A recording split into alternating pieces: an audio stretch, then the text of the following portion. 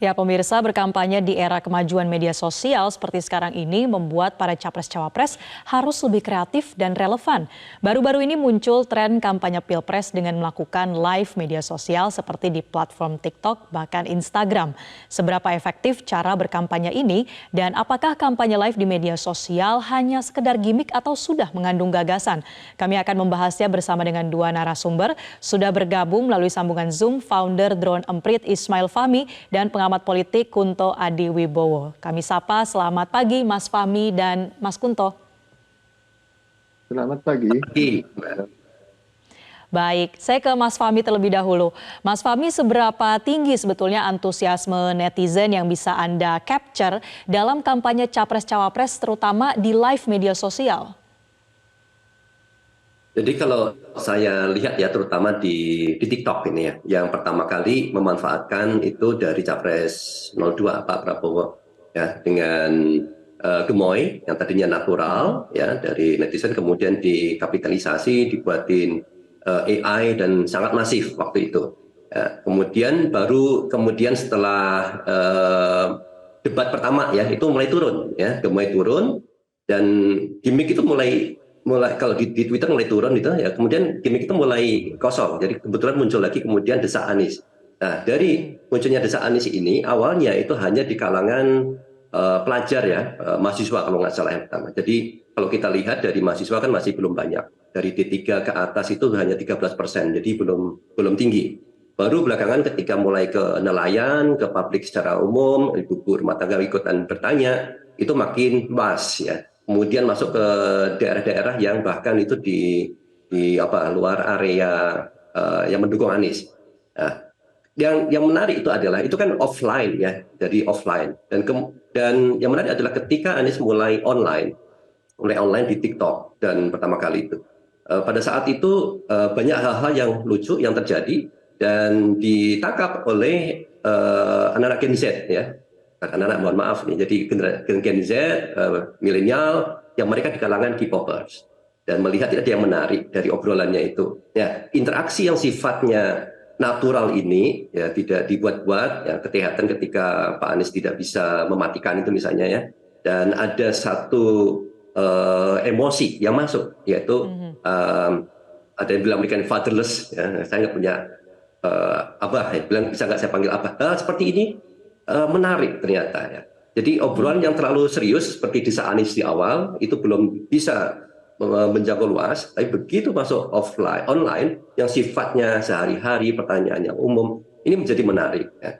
Dan adanya Desa Anies online tadi di TikTok kemudian muncul Anies Bubble. Ini merupakan game changing.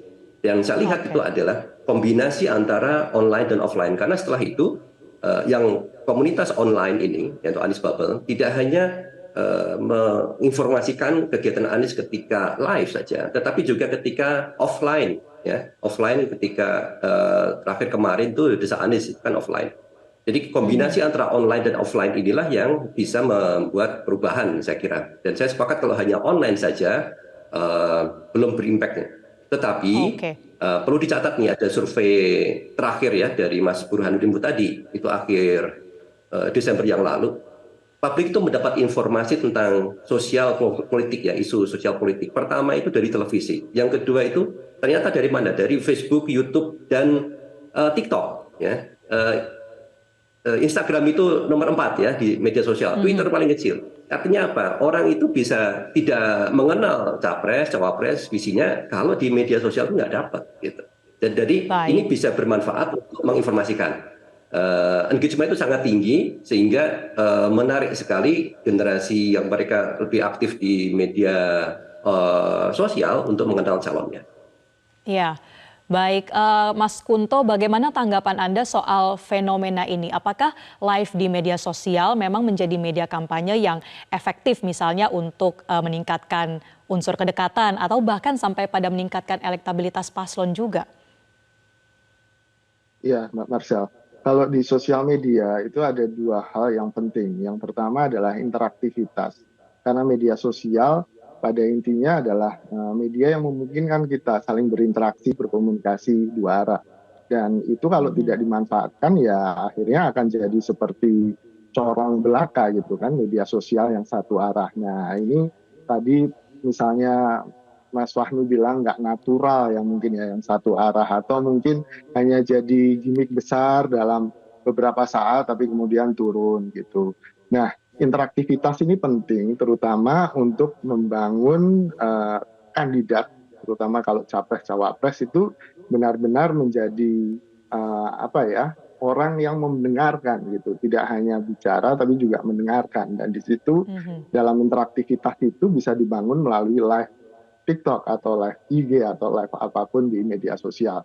Kebetulan TikTok hari ini jadi platform yang menjadi ekosistem besar bagi sumber informasi anak muda. Mungkin kalau 2019 lebih ke Twitter atau Instagram, 2023-24 ini TikTok jadi yang penting. Jadi ya saya bilang ini pemilu TikTok. Makanya mau tidak mau capres-cawapres ya harus masuk ke TikTok. Cuman masalahnya strategi. Nah, selain interaktivitas tadi, yang nomor 2 adalah personalisasi. Di sini kan kelihatan bagaimana ketika live TikTok, apakah orang dibuat-buat atau tidak, apakah kandidat membuat kesan yang apa ya, semacam dimanipulasi atau memang benar-benar genuine, natural, spontan. Nah, itu kan kita bisa langsung evaluasi, dan ini gunanya adalah membangun kedekatan gitu, membangun kedekatan antara kandidat dengan basis pemilihnya atau fansnya gitu. Dan ini hubungan antara kandidat dengan fans ini jadi lebih luar biasa. Ini saya bilangnya hampir sama Baik. kayak belusukan virtual kan gitu.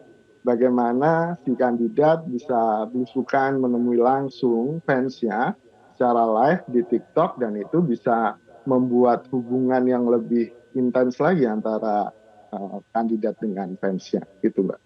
Iya, belusukan secara online begitu ya, Mas. Tapi kalau bicara soal dampaknya nih dari kampanye media sosial terhadap menggiring supaya bisa sampai memilih salah satu capres, apakah ini bisa efektif begitu, Mas Kunto? Iya, dalam waktu kira-kira kurang dari 40 harian gitu ya, Mbak ya. Saya pikir masih ada peluang untuk kemudian menggayat suara dari ceruk pasar komunitas ini. Media sosial pada intinya adalah berbasis komunitas. The sosial itu kan the community itself gitu, Mbak.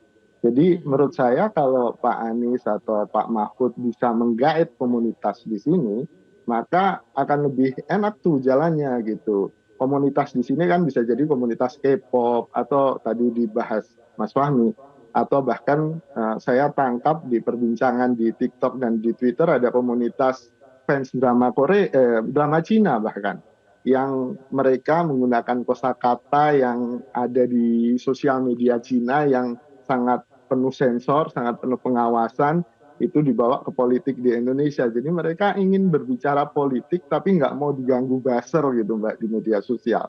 Dan akhirnya komunitas-komunitas ini menurut saya bisa jadi basis awal dari capres maupun cawapres untuk kemudian mengembangkan elektabilitasnya. Gitu, Mbak Marsha. Baik, kalau dalam pemaparan awal kami tadi, Mas Fahmi, ini kan belajar dari fenomena di Chile. Kampanye media sosial jadi efektif bahkan membawa kemenangan untuk seorang capres berkat peran fandom seperti K-popers. Apakah Anda melihat ada potensi juga hal serupa terjadi di Pilpres Indonesia? Ini kalau kita lihat ya, biasanya urutan umum ya dari pemilihan kan popularity, favorability, electability. Populer itu dikenal dulu ya, setelah dikenal itu disukai. Nah setelah disukai itu kemudian baru dipilih. Nah orang bagaimana mau memilih kalau dia nggak suka, orang gimana suka ya kalau saya tidak kenal kan di situ. Jadi ini memang tahapan awal ya, tahapan awal dari proses tadi bagaimana para paslon ini dikenal luas. Menurut KPU itu kan sekitar 56% itu pemilih muda, generasi Z dan milenial. Dan menurut survei juga mereka dapat informasi dari media sosial, Facebook, ya, kemudian YouTube dan TikTok, ini 3 besar. Nah, ini medium yang gratis, medium yang bisa dimanfaatkan untuk memenuhi tahap 1 tadi, yaitu popularity, populer, dikenal. Nah, bagaimana mereka bisa menampilkan dirinya menjadi disukai. ini yang menarik di yang sekarang ini ya, karena saya lihat ada pertempuran itu antara dua zeitgeist lah, dua masa kita nuansa masa. Itu buzzers ya dan K-popers. K-popers termasuk tadi Mas Kunto cerita soal CN kalau nggak salah itu Mas ya. Komunitas Cina saya juga baru tahu kemarin. Kemudian ada komunitas Wibu, komunitas Koceng ya, penyuka kucing. Ini kalau kita tidak paham bukan bagian dari komunitas itu, mau bikin video pura-pura dari K-pop itu akan tertolak. Banyak istilah-istilah, gaya, bahasa, nuansa yang berbeda dan mereka akan menolak kita ya, untuk masuk di sana. Dan mereka ini kalau saya perhatikan, ini kan komunitas yang sifatnya positif. Ketika mereka membangun fandom, yang mereka share adalah kegiatannya, masa kecilnya, kemudian pendidikan, pencapaian, hal yang positif yang membuat mereka jadi semangat. Bukan mereka mencari kelemahan yang lain. Jadi istilahnya ketika ada beberapa fandom, mereka pilih, belilah besarkan aja fandomnya sendiri-sendiri. Jadi ketika ada satu fandom, katakan Anis Bubble itu, yang sekarang saya lihat yang menyerang masuk itu dari kalangan buzzers kan, dengan gaya bahasanya yang sangat berbeda. Dan itu otomatis, misalnya ini ada orang Sunda sama Jawa bahasanya berbeda, ketahuan ini bukan orang asli kan gitu. Jadi tertolak. Dan ini saya kira bisa membangun tahapan yang kedua tadi, setelah popularitas ada favorabilitas, disukai. Kalau ini bisa dibangun semakin luas semacam fandomnya, jadi tingkat ketersukaannya juga akan makin luas juga. Memang harapannya berikutnya adalah kemudian akan dipilih di situ. Itu harus dibuktikan ya lewat survei dan berikutnya itu nantinya. Ya, kalau dalam konteks pendidikan politik, apakah fenomena ini kemudian menjadi hal yang positif atau justru negatif terhadap kehidupan berdemokrasi ke depan? Ini kami akan bahas dan tanyakan kepada para narasumber. Usai jeda pemirsa, tetaplah bersama kami di Selamat Pagi Indonesia. Jelajahi cara baru mendapatkan informasi. Download Metro TV Extend sekarang.